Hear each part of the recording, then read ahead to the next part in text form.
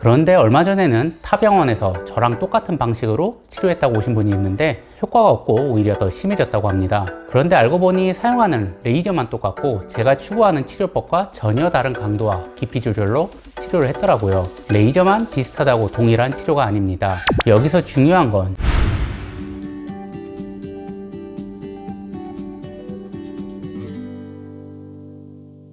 안녕하세요. 피부과 전문의 닥터 라이언입니다. 오늘 이야기할 내용은 코 비후성 반응의 3가지 종류와 재발 없는 레이저 치료법을 1273명의 사례를 분석하면서 설명드리겠습니다. 요즘은 유튜브나 네이버 검색어에 코 비후성 반응, 코 구진성 흉터 등의 검색어를 입력하면 다양한 글들이 나옵니다. 제가 비후성 반응이라는 용어와 함께 새로운 치료법을 처음 게시한 게 2021년 2월인데 그때만 해도 네이버에 정보가 거의 없었습니다. 그런데 이제는 많은 의사분들이 제 치료법을 참고하여 시술을 하고 있는 것 같습니다. 제가 하는 치료법이 새로운 치료 지침으로 자리 잡은 것 같아 매우 뿌듯하게 생각하기도 합니다. 그런데 얼마 전에는 타 병원에서 저랑 똑같은 방식으로 치료했다고 오신 분이 있는데 효과가 없고 오히려 더 심해졌다고 합니다. 그런데 알고 보니 사용하는 레이저만 똑같고 제가 추구하는 치료법과 전혀 다른 강도와 깊이 조절로 치료를 했더라고요. 레이저만 비슷하다고 동일한 치료가 아닙니다. 그래서 지금은 아예 코 비후성 반응 흉터 치료법에 대해 특허를 진행 중에 있습니다. 코 비후성 반응은 여러 가지 이름으로 불리고 있습니다. 비후성 반응, 피지선 증식, 구진성 흉터 이렇게 3가지 이름이 혼용되고 있습니다. 이렇게 여러 가지로 불리는 이유는 정확한 용어 확립이 안 되어 있기 때문입니다. 2023년 11월 기준으로 검색해보니 1273명이 저희 병원에서 코 비후성 반응을 치료받았습니다. 아마 전국에서 월등하게 가장 많은 치료 케이스로 알고 있습니다. 건너 들은 이야기로 제가 치료를 시작하기 전까지 가장 많이 치료해본 선생님이 50에서 100건 정도라고 하니 제가 얼마나 많은 사례를 치료했는지 와닿습니다. 제가 수많은 사례들을 치료하다 보니 이제는 3가지 단계로 구분하여 치료하고 있습니다. 먼저 1단계 독립형입니다. 흉터가 한 개 한 개 독립적으로 생기는 상태입니다. 하나하나 경계가 뚜렷하고 작고 오돌도돌한 상태입니다. 이런 경우는 좀 더 치료에 반응을 빨리 보이며 재발할 확률도 현저히 적습니다.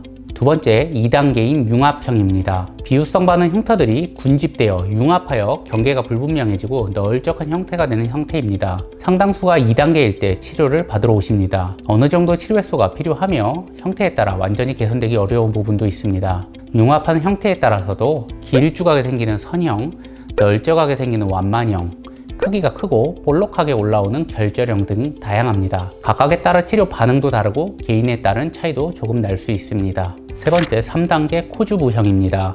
가장 어려운 형태입니다. 코 전체 피부가 두꺼워지고 울퉁불퉁해져서 마치 코주부처럼 비대가 일어난 형태입니다.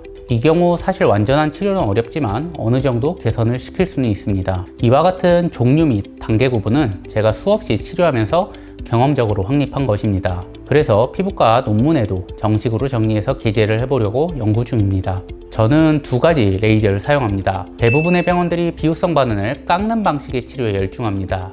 하지만 저는 그렇지 않습니다. 비후성 반응은 특수한 형태의 흉터로 깎아도 거의 100% 재발하게 되고 경우에 따라서는 흉터가 더 커지고 심해질 수도 있습니다. 그래서 저는 흉살 자체를 분해하는 방식의 치료에 집중을 합니다. 그래야 재발을 최대한 줄일 수 있습니다. 앞에서도 이야기했지만 제 블로그를 보고 동일한 방식으로 치료하는 병원들이 많이 생겨났다 합니다. 그거는 별로 상관없는데 비슷한 듯 따라한 거지 동일한 치료가 전혀 아닌 경우가 많았습니다. CO2 피놀을 해서 깊게 깎아냈어요. 아그네스로 지지고 진물이 많이 났어요. 이런 방식의 치료는 저는 권장하지 않습니다. 여기서 중요한 건 시술을 할 때의 파라미터입니다. 흉터를 깎아내지는 않으면서 비후성 반응 흉살 덩어리를 분해시키는 적절한 에너지 값과 시간, 깊이가 중요합니다. 다음과 같이 노랗게 표시한 부위들이 코 비후성 반응을 치료할 때 입력해야 할 부분들입니다. 여기를 어떻게 입력하느냐에 따라 단순히 깎아내는 치료법이 될 수도 있고 흉살 부위를 분해해서 없애는 치료법이 될 수도 있습니다. 다양한 치료 사례를 보여드리겠습니다.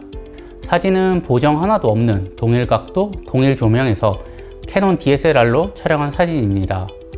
보통 5에서 10회 정도 치료가 필요합니다. 심한 정도에 따라 치료 횟수는 달라지게 됩니다.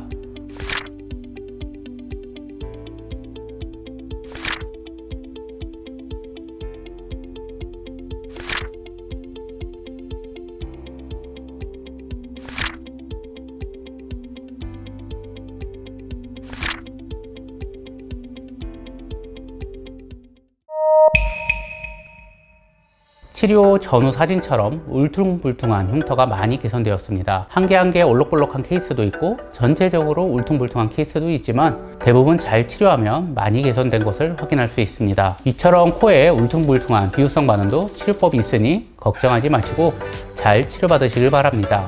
영상이 도움이 많이 되셨다면 좋아요, 구독 눌러주시고 앞으로도 더욱 유익한 의학 정보로 여러분들 찾아뵙겠습니다. 감사합니다.